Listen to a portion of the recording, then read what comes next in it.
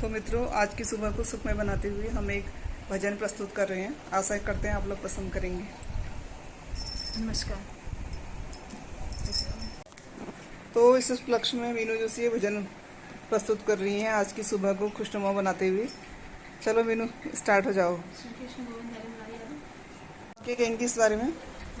मित्रों से अब हम ईश्वर की आस्था में पहुंच गए हैं। भगवान पे विश्वास करें, किसी न किसी रूप में हमारे काम आते हैं और कोई ना कोई हमारे संग ऐसा होगा कि परम पिता से प्यार नहीं, क्या है वो, और सत्य व्यवहार नहीं, यही है। जो लोग ईश्वर से प्रेम नहीं करते हैं, सच्चा प्रेम नहीं होता है, तो उन्हीं वही लोग झूठ की राह पर चलते हैं।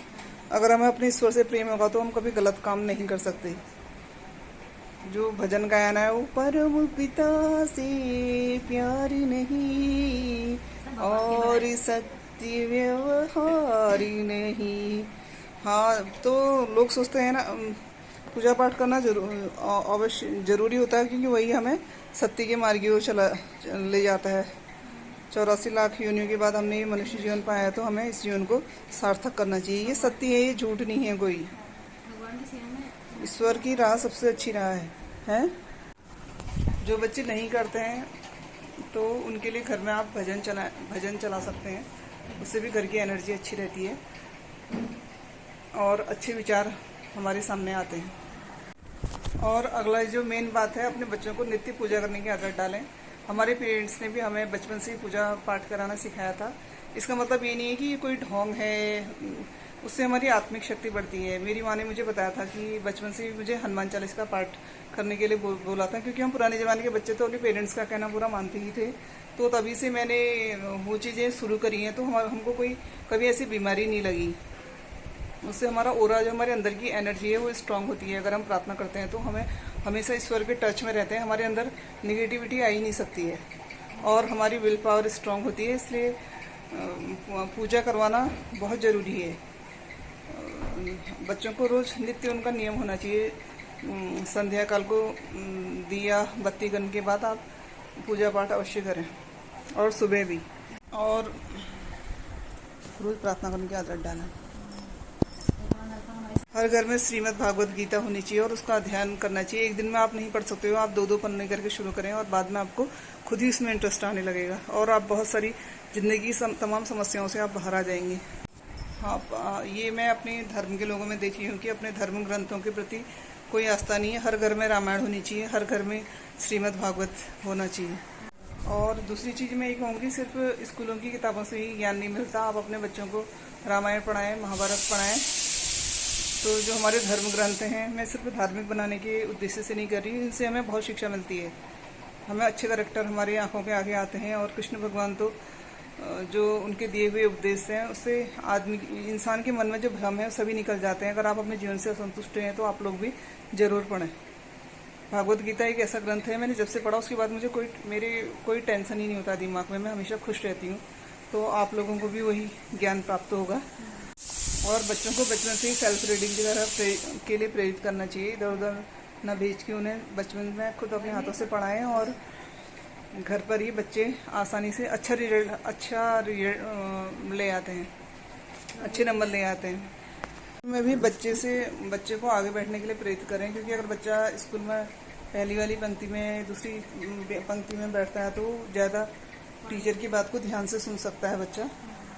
जहाँ तक संभव हो अपने बच्चों को स्कूल के टीचरों से ही पढ़वाएं, क्योंकि टीचर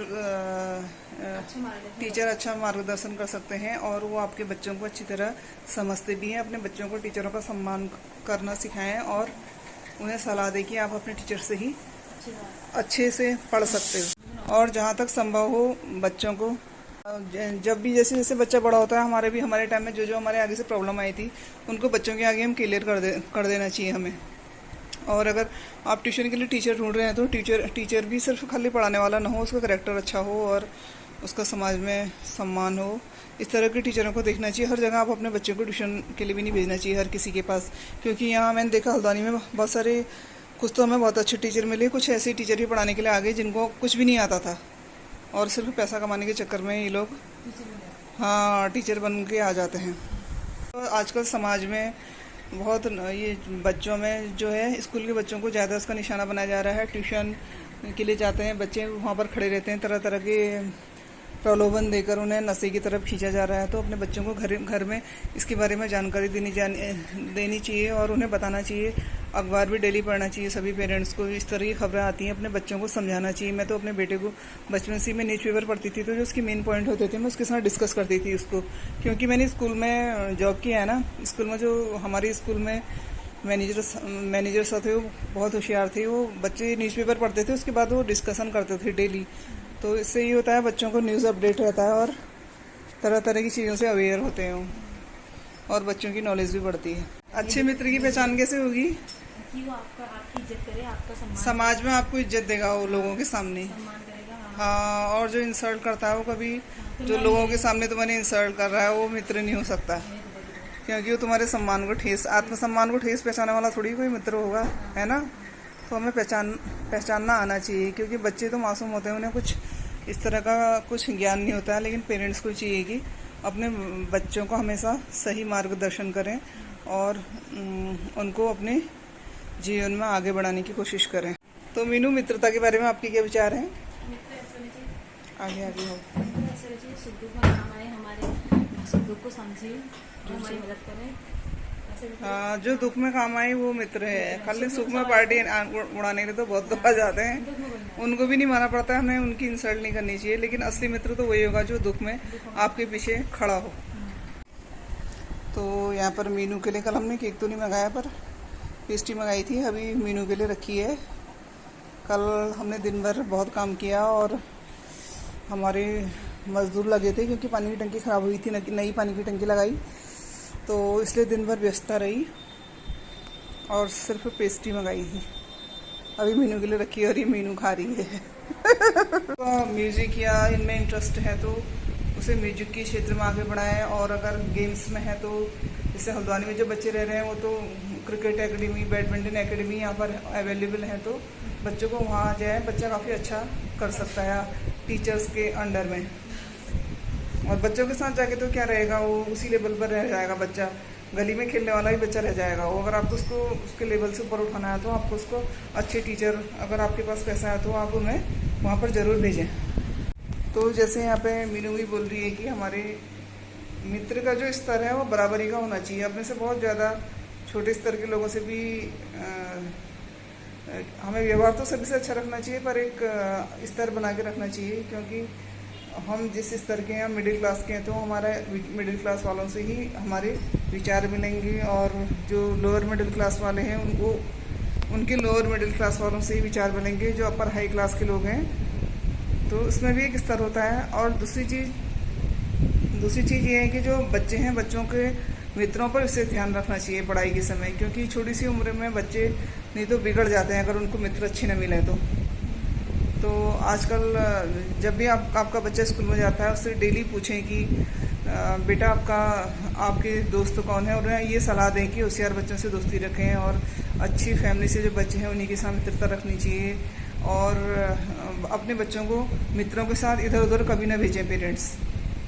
मैंने भी अपने बेटे को ऐसे अकेले कभी भी नहीं भेजा, और जब भी हम आउटिंग के लिए उसे ले जाते थे तो मैं उसके साथ जाती थी, या इसके पापा, फैमिली के साथ ही। बच्चों, आजकल तो इतना गंदा माहौल है, हम बच्चों को अकेले नहीं छोड़ सकते हैं। उनको अपने साथ घर से बाहर ले जाएं और घर में लाएं, और फालतू इधर उधर न घूमने दें। जहाँ गेम्स का सवाल होता है तो जो कभी कभी तो बच्चों को भी आउटिंग करने को मन करता है, तो जब छोटी उम्र के बच्चे हों उनको कॉलोनी में खेलना दिया जाए, और जब बच्चा बड़ा हो जाता है तो उसे ये जो क्रिकेट एकेडमी है, अगर उसका इंटरेस्ट है तो उसको एक अच्छा बैकग्राउंड देना चाहिए, क्योंकि वहाँ से वो काफ़ी अच्छा सीख सकता है और अपने ऊपर ध्यान दे सकता है और अपने व्यक्तित्व को बढ़ा सकता है।